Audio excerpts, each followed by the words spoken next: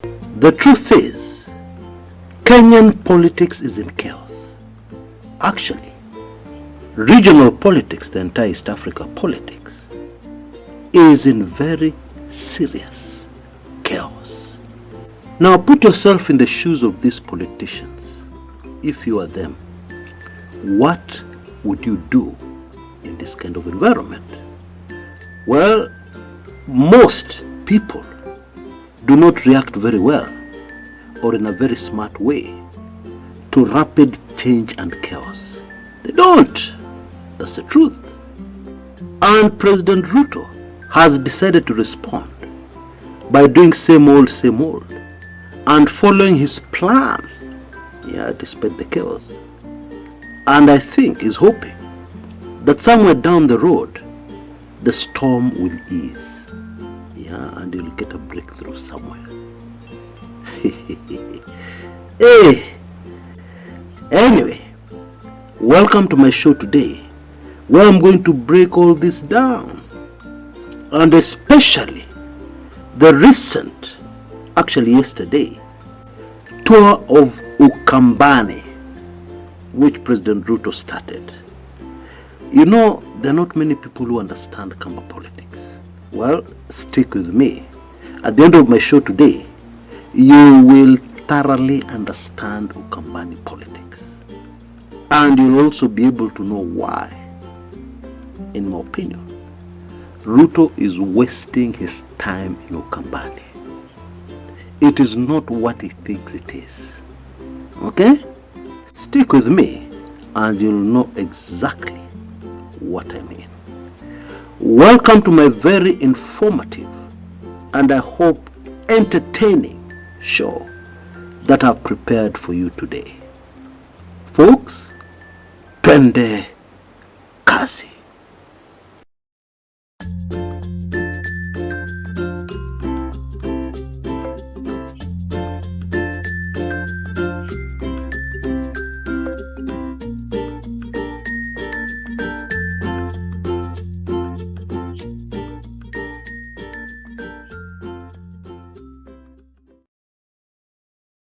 If anybody wanted to cut to the chase very quickly over this Ruto tour of Ukambani, they would do so in the following way.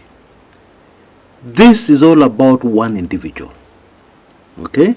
One name helps you see clearly the political situation here. That name, of course, is Stephen Kalonzo Musyoka. Now, please allow me to help government bloggers. Yes, I'm serious. Because many of them, their strategy is so predictable.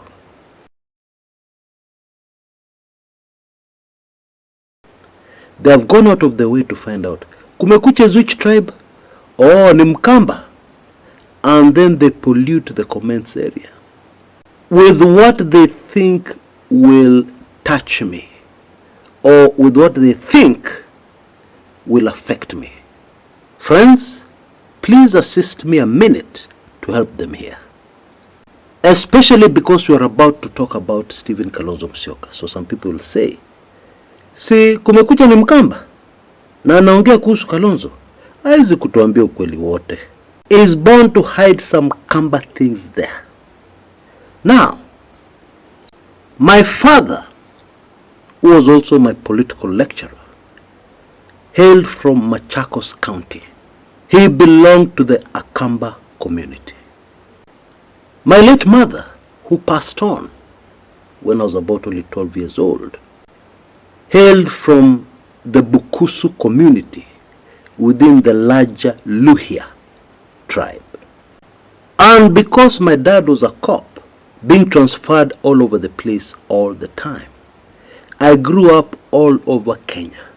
And maybe this is why my thinking has become totally tribeless. My tribe actually is Kenyan. Because there are not too many things I admire about the Kamba community, which is in fact my blood.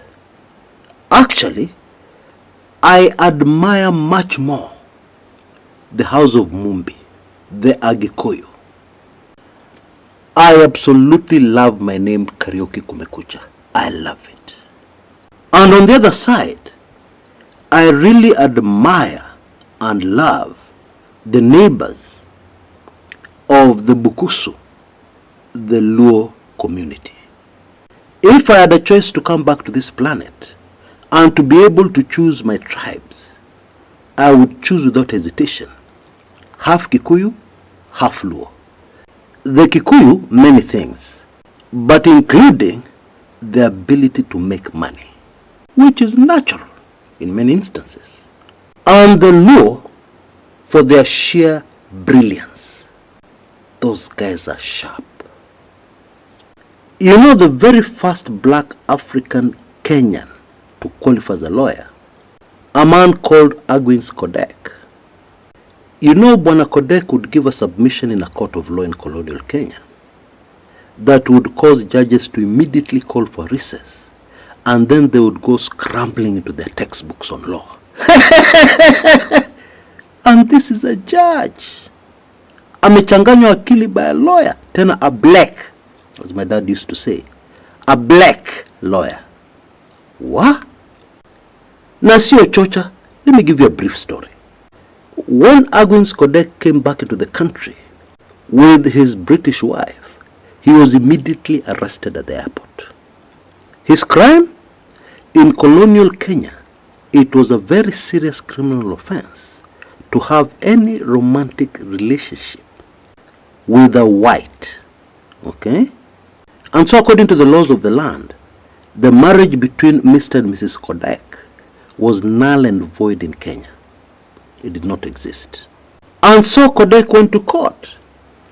And I'm sure the judge was just smiling and wondering to himself, what does this stupid African think he's doing? Well, that case ended very quickly. Why? Because lawyer Kodek's legal argument could not be contested to retain his white wife. And it was simply this. Kenya was a colony of Britain, and therefore British law was superior to Kenya colony law. And therefore it was rather obvious that if there was a conflict between British law and Kenya colony law, hapo hakuna debate, British law was superior. Mzungu alikuwa ameshindwa. He had been defeated at his own game. And Bwana Kodek walked out of court with his white wife. The Luos are brilliant. And I really love the advantages of so many other Kenyan communities, the Maasai, the Meru, the Mijikenda, etc., right across the country. And since this video is not about Kenyan communities, wacha niwachie hapo. My point is this: you will not get to me with tribalism. It'll never happen. And so Ruto arrives in Makueni for his tour, and of course for perception purposes. Yeah, he's inspecting and opening development projects, including bridges, etc., etc. Okay? But what is the feeling of the people on the ground? And where is Stephen Kalonzo Musyoka? Well, it can get a bit confusing, because on this tour, he was accompanied by opposition politicians, watu wa Kalonzo Musyoka. And I still don't know how he pulled that one off. We had a very flimsy excuse from the Makueni senator, Bwana Manzo, who claimed they grabbed at the opportunity to engage the president on a number of things which they don't agree with him. Okay? But of course the body language and the pictures contradict that explanation. But in my opinion, that is a small issue. Okay? So let's not get stuck there. Especially because the same Dan Manzo, senator of Makueni, confirmed what happened immediately Ruto left a place called Emali in Makueni. Now Emali is along the Nairobi-Mombasa road. As you're going down to the coast, you pass Salama, you pass Sultan Hamoud, and then 20 minutes later, at a reasonable speed, you'll arrive at a town called Emali, a very interesting town, because there's a lot of trade in that town with neighboring Tanzania. So, what happened in Emali? Well, immediately Ruto left, there were serious protests that had to be put down by tear gas and even police bullets. What does that tell you? Nothing has changed on the ground. The ground in Ukambani is exactly the same ground in the rest of the country. One term, Ruto must go. That has not changed. Don't be fooled by the photographs where you saw people flashing the two-finger sign, signifying two-term. Unajua kuna njaa nyingi sana Ukambani, and when you see an opportunity, you grab it. Now let's go deep into Ukambani politics. I'm sure most of us do not know that there has always been a rivalry between Kambas from Machakos and those from neighboring Kitui. They have always been suspicious of each other. They have never liked each other, generally speaking. Kalonzo Musyoka hails from Mwingi, which is part of Kitui. Over the years, this rivalry has been chini ya maji, especially when it comes to national politics, and could have been a hindrance to Kalonzo Musyoka trying to solidly unite the Kamba people behind him. But then, breaking news, he has never achieved that in his entire career. In case you didn't know, Charity Ngilu, who was born in Machakos but got married in Kitui, did a much better job of uniting the Kamba community. And this was evidenced very clearly in the presidential elections. Madam Ngilu was the very first woman to vie for the highest office in the land. And in my opinion, she gave a very good account of herself. And the truth is, she got the entire block of Ukambani votes. Kalonzo has never achieved that. Okay? Yes, he gives the perception that he has, but the truth is that he has never. In my humble opinion, and I know I'm going to hurt a lot of Kalonzo Musyoka supporters, but please allow me to speak the truth. In my opinion, politics was the wrong career for the character of Stephen Kalonzo Musyoka.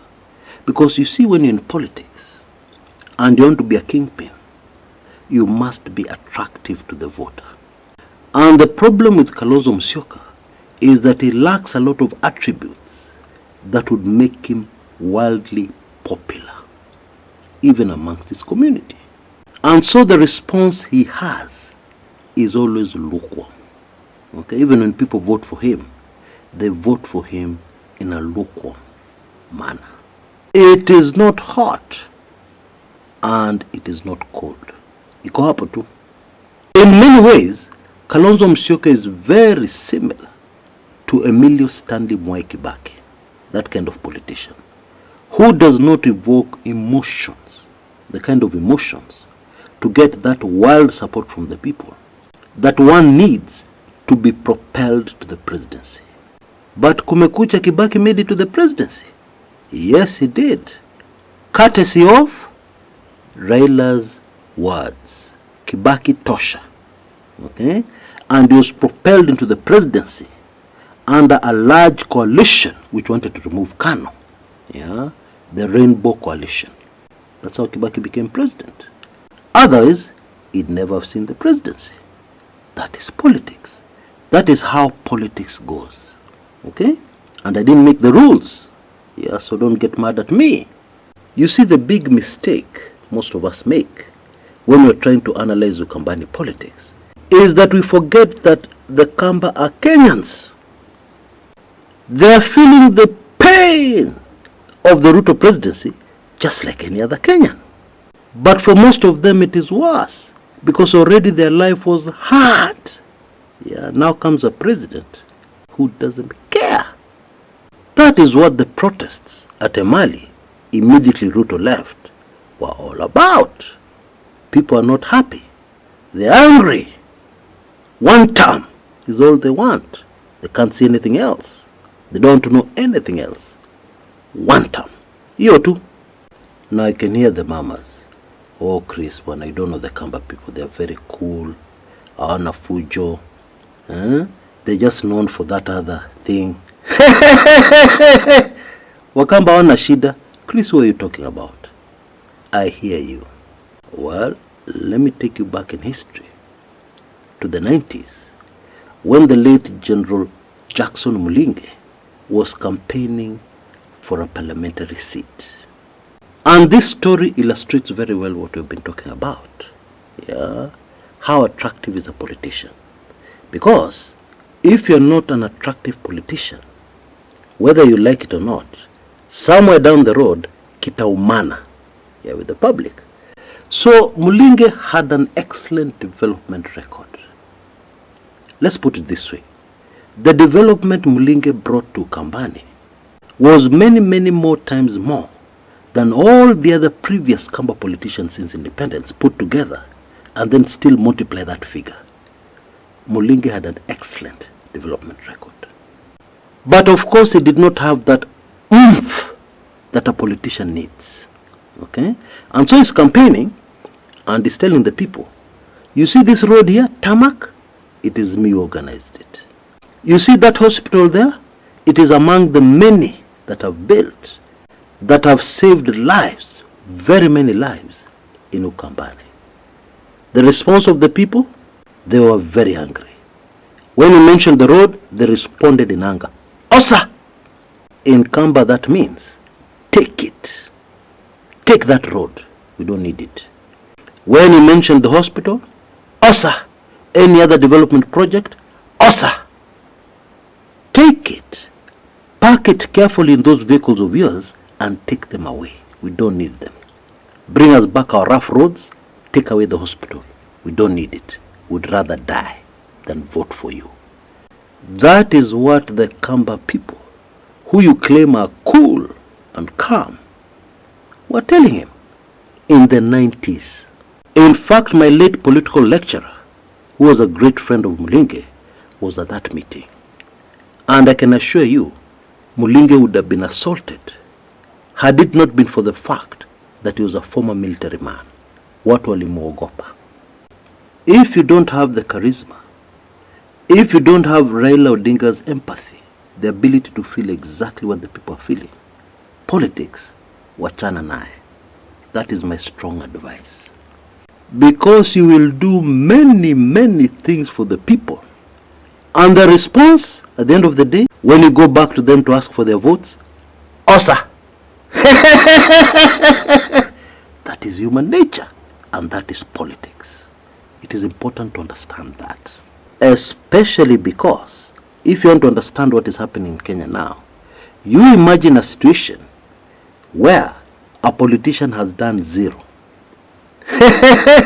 There is nothing to tell him, Osa. He has done nothing. And in fact, he has taken you back. He has done things that have affected your life negatively. Now imagine such a politician coming to the same crowd which is telling a politician who has given them development, Osa.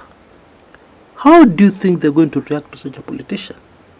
I think that is the perfect way to understand Ruto's tour of Ukambani.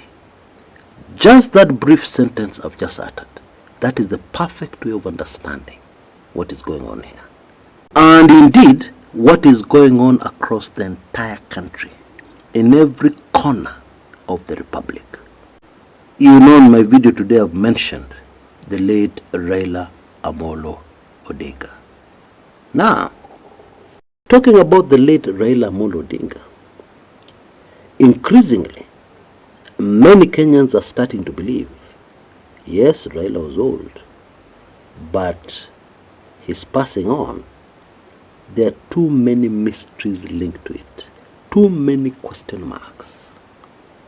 And I would highly recommend that if you've not seen my very latest, highly sensitive special report that has a lot of details on this topic, I recommend that you go for it as soon as possible, because it will open your eyes.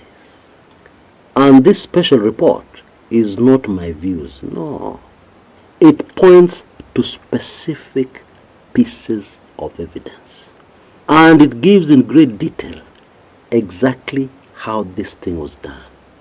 And not only that, it also explains other similar assassinations that have taken place in Kenya yeah, which have used the same methods, where the start date of the assassination and when it actually happens could be months apart, even a year.